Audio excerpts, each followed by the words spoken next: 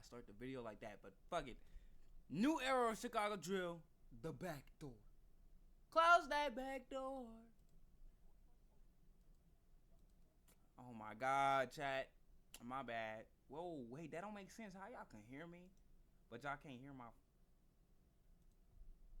What? Oh, okay. Who the fuck did that? Me. Alright, Trap Royal Lost, let's do it. Sliding through the streets of Chicago right now, trying to catch their next victim. And those same kids are getting millions of streams on their music and signing life-changing deals with major record labels. Well, that's the Chicago drill scene in 2026, and there's one story in particular that shows just how far things have gone. You probably already know that King Von became the most popping rapper in Chicago and the gangster rap world scene in 2026, and there's one story in particular that shows just how far things have gone. You probably already know that King Von became the most popping rapper in Chicago and the gangster rap world at large with his masterful storytelling songs all about the lifestyle he lived, allegedly killing a total of 7. See, it was different for King Von though. Yo. Oh, what they jacking?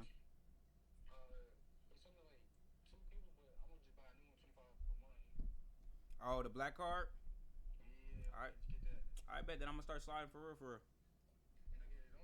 No, I'm dead ass. Just if I ain't gotta pay for it, it's cool. Bye-bye, Jaden. Safety. Alright, yeah, but like I was saying with King Von, like that's the thing with these niggas, bro. Y'all can't never do what King Von did unless y'all do it in story format. You feel me? Yeah, the drill shit sound hard, but with King Von, it made niggas feel like they was dead. You feel me? Like they was on the drill. They was the ones doing that shit. You niggas just when I catch Obama, I'ma kill him. If he running down, I'ma heal him. Oh shit. Walk him down, I'ma drill him. Yeah, see, King Von was different. It's just walked in the house. Then I looked to the left. I see he was walking. He got shot on the steps. Boom, boom. People in the Chicago gang wars. Then, a few years ago, the rapper and alleged serial killer with 11 bodies, Bloodhound Lil Jeff, created a new blueprint for young rappers coming out of Chicago to follow, something I would call Drill 2.0. We're killing people on Monday. How did I even find out about Jeff? See, that's the thing, bro. When I found out like about this nigga, I can't even remember how. What did Jeff do? I know. How did I find out about Jeff? Like, it wasn't after he died. Or was it?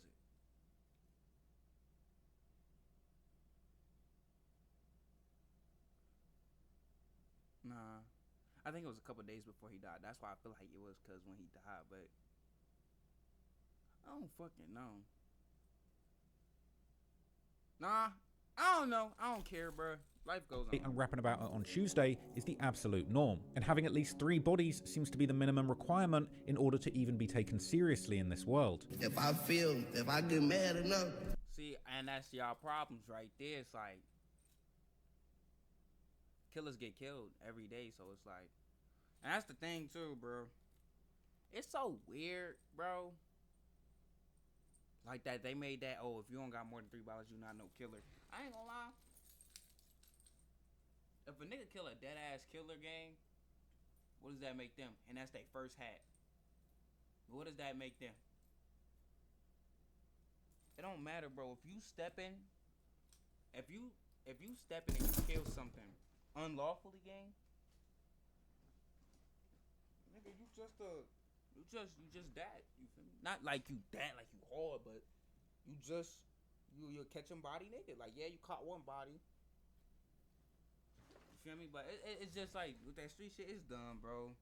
They say this, they say that, then get snitched on by they mans, and then be like, oh my god, I hate you, blah blah blah, you can't come back to the fucking block, blah blah blah blah, blase. Y'all know how this shit go. The wheels start happening. Y'all know this by now. I went black for like a week, and poof. Gotta go after that one. Unfortunately for Lil Jeff, he would never get to truly enjoy his moment in the spotlight as his rapidly rising career came to a sudden end when he was shot and killed in summer 2024. From Jeff's ashes, a new Bloodhound member would rise, a teenager over half a decade younger than Jeff who seemed to follow every step of his playbook exactly, and also trying to outdo his OG by being even more violent, more treacherous, and more ruthless in his pursuit of a name in the streets. Well, not just the streets, but more importantly, on social media. I'm of course talking about the Bloodhound rapper who many fans call the literal second incarnation of Lil Jeff, Bloodhound Lil Speedy, who despite his... So they was talking about Lil Speedy. Like, that ass, I was on point.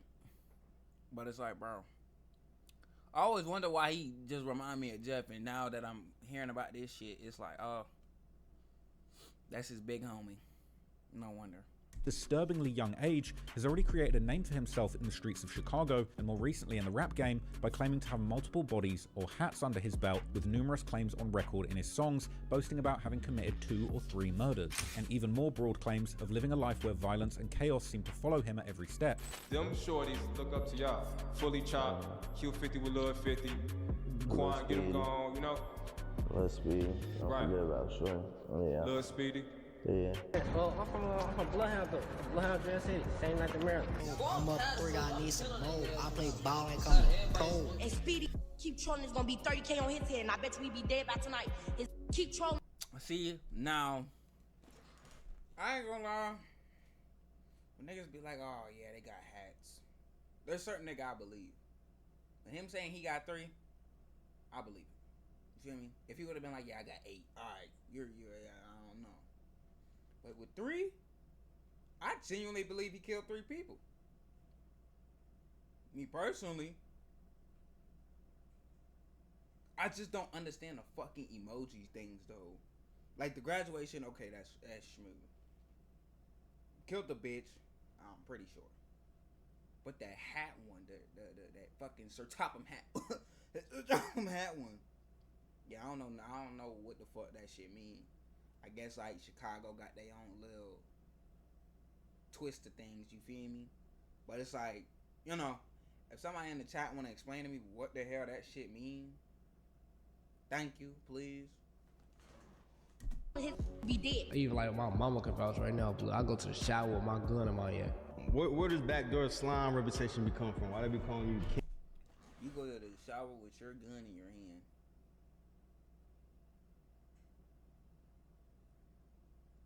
How the fuck do they have your drop? I wanted to say that sounds dumb, but we gotta play by. I'm gonna play by their playbook. Why the fuck does your ops know where you stay at? I ain't ducking my tail. I ain't hiding from nobody. You live with your mother. I don't know. Chicago may not be hard to find people, but the fact you have to do that with Mom Dukes in the crib is absurd. King Backdoor, King Slime.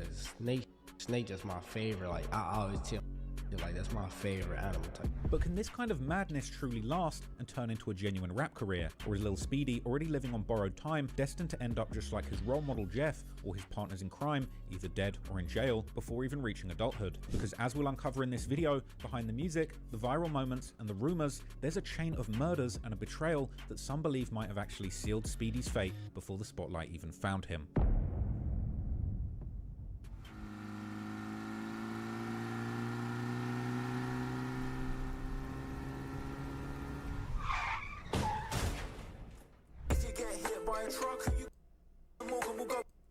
I'm not responsible for third-party information. If you want to watch my videos uncut and extended, go to patreon.com/TrapLilRoss, where you can get those for just $2. Also, you can now watch my new drops on Spotify, so go search me there. Here's the video.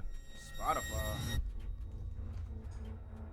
I mean, to understand Speedy's story, we first have to introduce not just him, but several other teenagers around him who are notorious in their own right and who would go on to play key roles in Speedy's rise to infamy, including his friend Lil Queso and 2 friends that they would have a falling out with, the rappers Fully Chop and Q50 with Lil 50, as well as the main rival of this duo that Speedy would later become good friends with, the rapper Lil Noonie. With regards to Lil Speedy, I first became aware of him all the way back in July 2024, shortly after the untimely death of his role model Bloodhound Lil Jeff, as I was researching the Bloodhounds for my videos about him. At the time, I was interested in Speedy as an example of the gang's younger generation, which I figured Speedy to be a part of based on his social media, although he wasn't repping the gang yet officially. Despite his rapid rise in the Chicago rap scene since early 2025, Lil Speedy remains a somewhat mysterious figure. and that's crazy. Y'all see how this nigga be finding all this shit? Y'all think the Fed's not looking at? with much of his background still unknown, and that includes his real age, which he's done his best to hide. How old are you? I can't expose that. Can't expose that. Can't expose that. But based on my research, it seems that he might have been born as recently as 2011, making him only 15 years old at the time of recording this video, and he would have only been 14 years old when he started making his name in the streets of Chicago and on social media. But what we do know for certain is that he got his nickname from his father, Big Speedy, aka Speedy Hollywood, real name Selton Ellis, who unfortunately lost his life to gun violence in June 2016, leaving Speedy to be raised by his mother. Many of the Bloodhound's core members are actually related by actual blood, and the same appears to be true for Lil Speedy, who would eventually start repping the Bloodhounds himself, a gang set his older cousins were part of, a connection that he later confirmed in an interview with No Jumper.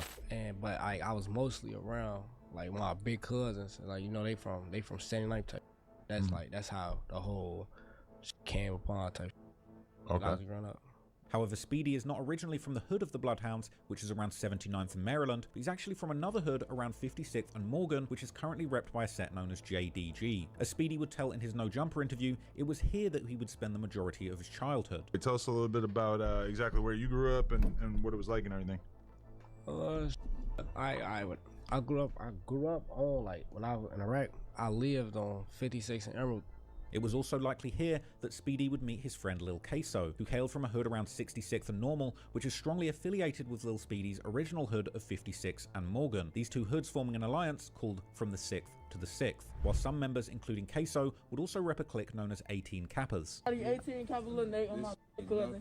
Y'all know what the going on, 6 to the 6, man, you know? Like Speedy, Queso was also an out-of-control teenager going viral on social media for pulling stunts like filming him and his friends doing a reverse police chase where they were actually the ones chasing the police. Unfortunately, as we'll explore later, despite growing up together and becoming close friends, Speedy would allegedly go on to betray Lil Queso in the worst way possible. But to understand that betrayal, we have to introduce a set that both Speedy and Queso were affiliated with, known as PGF, or Psycho Gang Family, named in honor of a fallen member. Every time I hear PGF, oh, PGF Nook, I think of PCF, that little Tony shit. Known as Psycho, real name Kejuan Thomas. The set gained infamy in Chicago drill during the early 2020s when one of their members, PGF Nook, begun to put his gang on through music, with his 2021 song What Up going viral, even getting a remix from legendary Chicago rapper Polo G that now has over 100 million views on YouTube. But the sudden fame couldn't keep Nook out of the legal system's crosshairs, and in 2024 his rap career came to a screeching halt when he was arrested and charged for a series of violent carjackings, kidnapping, and possession of a machine gun. However, this vacuum left by Nook was quickly filled by the PGF's younger generation of rappers who at the time were close friends with Lil Speedy and Lil Queso, including Fully Chop and Q50 with Lil 50, as well as a third rapper known as Quan Get 'Em Gone, who was actually the one to introduce Speedy to PGF as the two went to the same school. I went to school with the Quan Get 'Em Gone shorty. Yeah. I went to school with him, and then mutual friends we met, the Fully Chop shorty and the 50 shorty. Fully Chop and Q50 with Lil 50 burst onto the Chicago drill scene in July 2024 with the music video for their track Bounce Out, where Lil Queso can be seen making a cameo while hanging out in PGF's hood with them. Alongside Quan Get 'Em Gone, the rapper trio kept PGF's buzz growing throughout 2024 with several music videos that now have millions of views. But these youngsters would also become equally known for their wild social media stunts, like filming themselves in the middle of a police chase, or on another occasion, they would even record themselves while trying to rob the car of a DoorDash driver, but the attempt would fall flat after Fully Chop failed to actually take the car out of neutral. Wait, so they ain't get it? No, gang, he got neutral, gang. He for the call 12. Who had that neutral? Who? And I'm saving this live, gang. Good, why the why the y'all let that man get it? Got caught. First he got caught pissing. His don't know how to put the contract. That bitch was just in neutral, bro. Hey, school, yo. Clips have also been posted on social media showing Lil Speedy and Lil Queso sliding in traffic with Fully Chop and Q50, everyone dressed in all black while wearing ski masks and gloves. The influence of the older Bloodhounds was clear in the music as well as in their social media antics. And then of course there was the actual names, like the fact Q50 with Lil 50 was actually named after the older Bloodhound rapper Bloodhound Q50, who was actually Lil Jeff's best friend and would even acknowledge this influence on the younger generation in his interview with DJU. Q50 on his name, you know. Yeah, I ain't really like, how can I explain it? They look up to y'all. Yeah, I ain't really had no issue with that type, you know what I'm saying? Yeah. You see, I ain't never really disrespect them or, you know what I'm saying, like, Nah, cause he wasn't like doing it no, you know. Yeah, no, and no, he doing exactly. it in honor of like them shorties look up to y'all. Fully chopped, Q50 with Lil 50, Quan get him gone, you know. All right, chat. I ain't gonna lie. I ain't gonna pretend like it's not the next day. Well, it's Monday now, and y'all probably seeing this on Monday, but I recorded this shit way earlier Saturday. Well, Sunday, gang. But I had a lot of shit to take care of. You feel me? Go spend time with my shorty and shit. But hey, this video still gotta get done. Let's get right back into it. Let's. Speedy. Don't forget about Shorty. Yeah. Lil Speedy. Yeah. One final teenage rap sensation we need to introduce, who would later play a role in the chaos surrounding Speedy, is the rapper Lil Nooney, who reps a set considered one of PGF's main rivals, known as Sharknem or 147. The beef between these two sets goes back years, with their new generation rappers Fully Chop and Lil Nooney having some deeply personal. That's another thing. Hopefully my shit not lagging right now, but if it is, it's literally because, like I said, bro, my PC been running all day. Hold on, let me grab me a water right quick.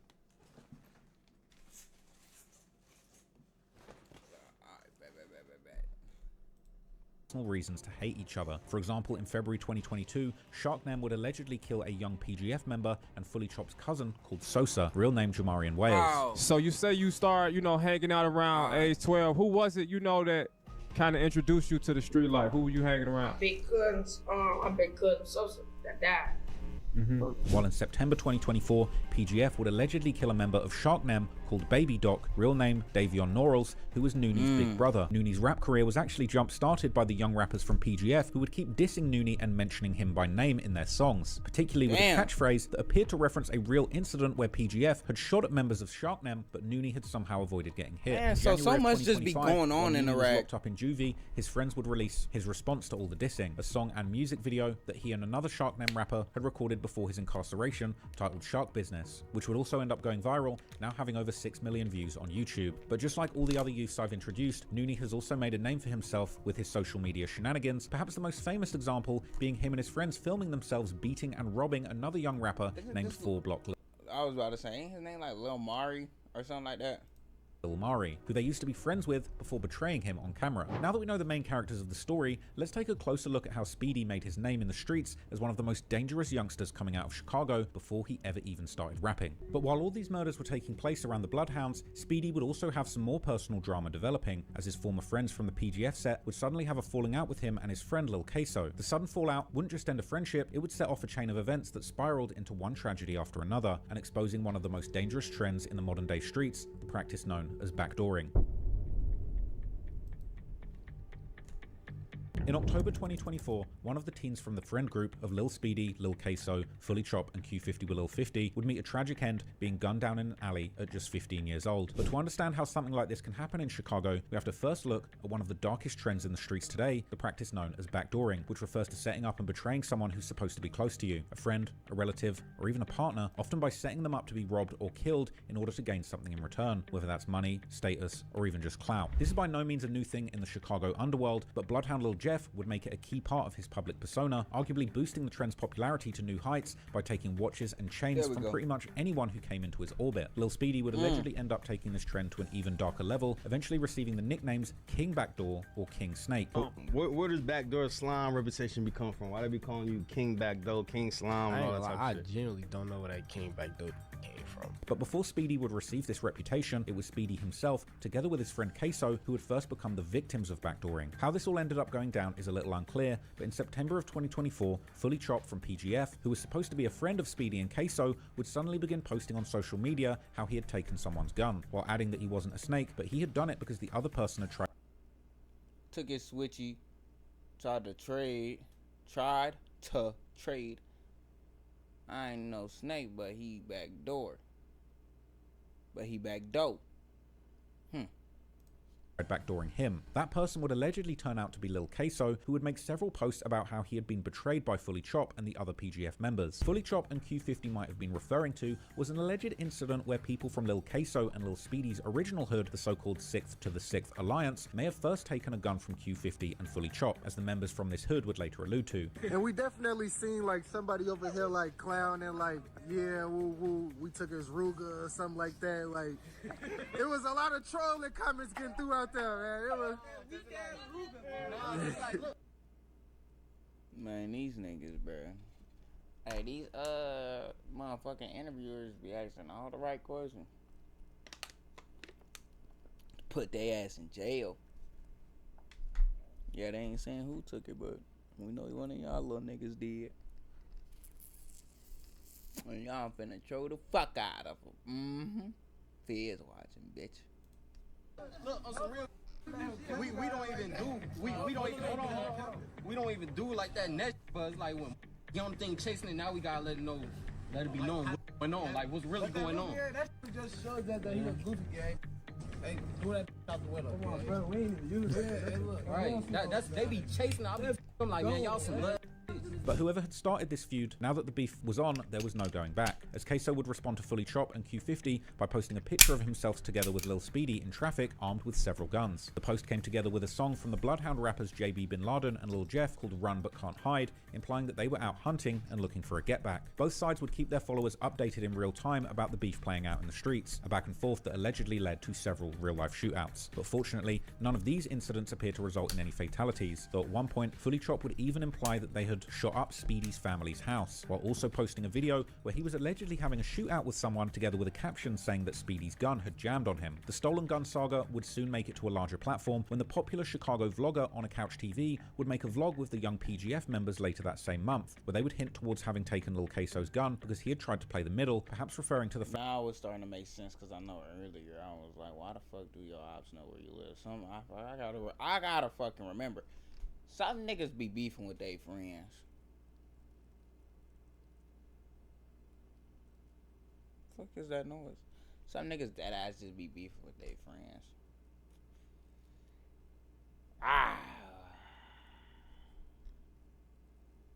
Politics.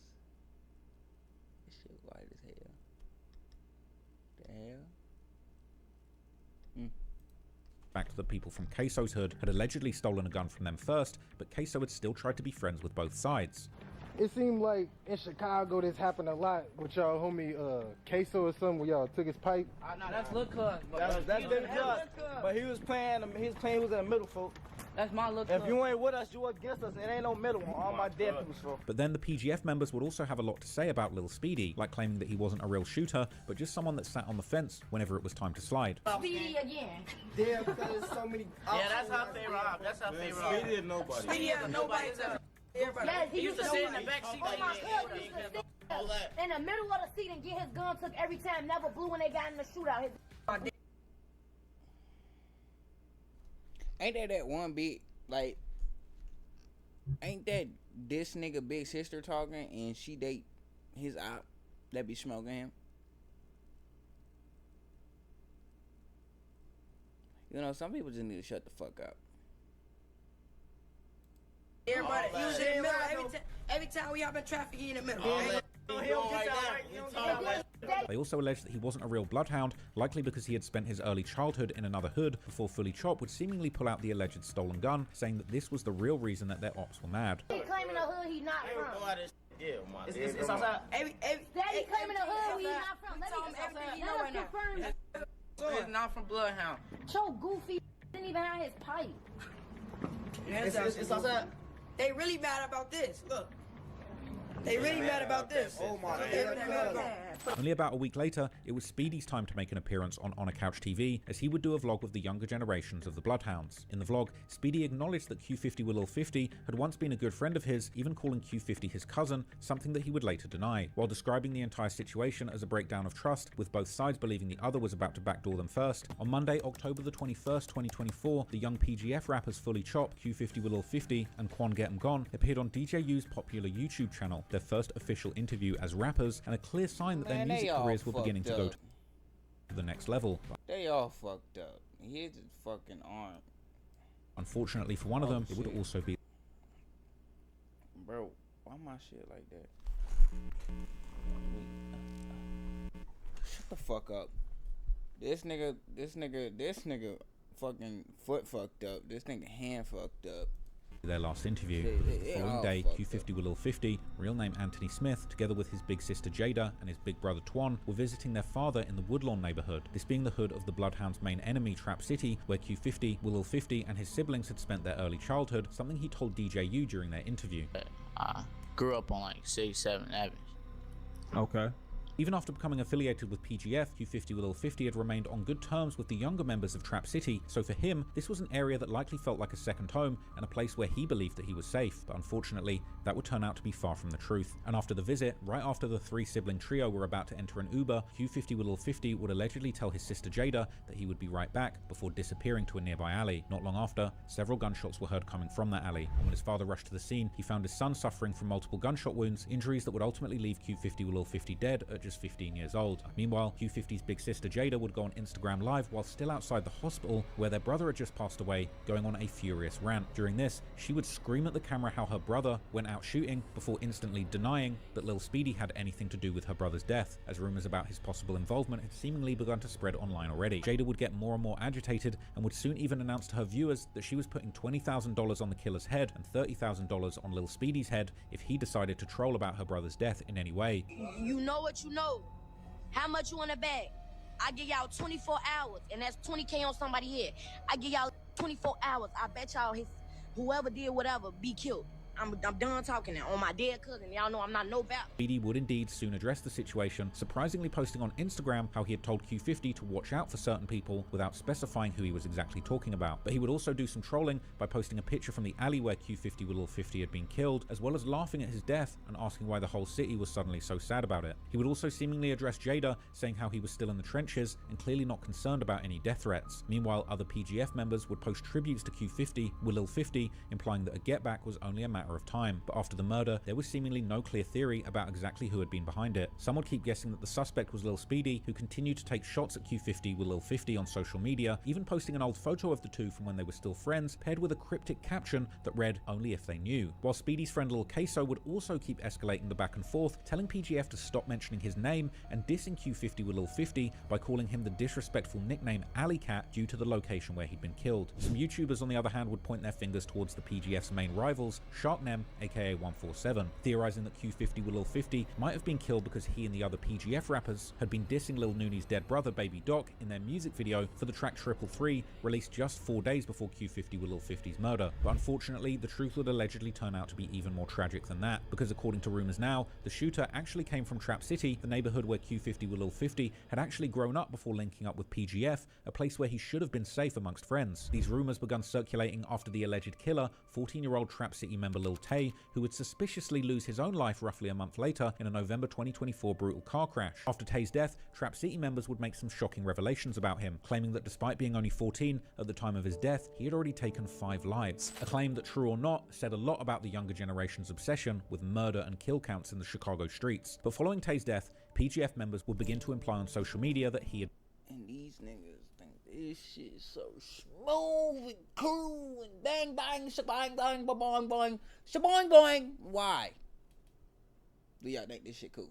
Been behind the murder, until Jada would come out and tell everything, detailing the events that had allegedly led to her brother's death by claiming that Trap City were jealous because Q50 with Lil 50 wasn't repping their hood anymore even though he had grown up there, and seemingly confirming that Lil Tay had actually been the shooter. On everything I love on my dead cousin, I do not get in my little brother's real beef for stay into it with for real. Like, you don't see me talking to Lil Nooney and them. You don't see me dissing you date Lil Nooney now. This shit don't make no damn sense. You don't talk to Lil Nooney and them, and now you date Lil Nooney. Well, I don't know if she still date Lil Nooney, you feel me? But hey. Lil Nooney and them, you don't see me saying shit to Lil Nooney and them. You don't see me saying shit to they other ops either at all, because they real ops, I don't say shit to them at all. So I'm tired of hearing that, oh, Jada, man, your business. When it comes to Trap City, I'm not mad at my business about shit, because you know why? That was not his ops at all. On no day, that was not his ops at all. The day my little brother died, G, it's like the whole day was fucking weird and odd, but we not thinking none of it, G. Like, on my life, we grew up with Lil Mike and Lil Tay and them, G. Who finna think they finna do something? Like, come on now, that one our man, like, we finna think they finna do something, but they let they dumb cripple ass cousin sent them off. That's what it was. They like psych goofy sent him out. Gee, when I found out my little brother was shot, the first motherfuckers I thought of was them. Why the first motherfuckers I thought of was them? Because how this happened. I just seen these goofy little boys run off, clocking guns back and shit. I just seen they around. 50 not thinking of he trying to be on the car with they. Like they really did some. They really thought they did some cold shit. That's what they thought they did, some cold shit.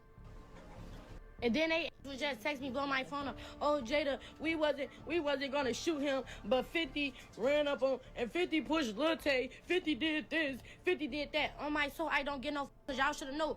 Once I found out my little brother was dead, G, I was gonna be on y'all ass, G. I was gonna be on y'all ass. It was the Trap City. It was all y'all peoples. It was all that, and I don't get no f***. And if any feel some type of way about me saying Trap City and they people on my dead cousin, y'all to get in the field, I don't get no f***. I didn't do shit wrong. That little boy thought y'all was his homie because he grew up around y'all. We grew up around y'all. They got mad because 50 didn't want to be from Trap City, G. They mad because 50 didn't want to be from Trap City. They so dirty, G. They want a Nike tag. They got the Nike in the front, and then they got the Nike big sound in the front. They so dirty. They never had no money. They don't do shit. I swear to God, they broke. I swear to God.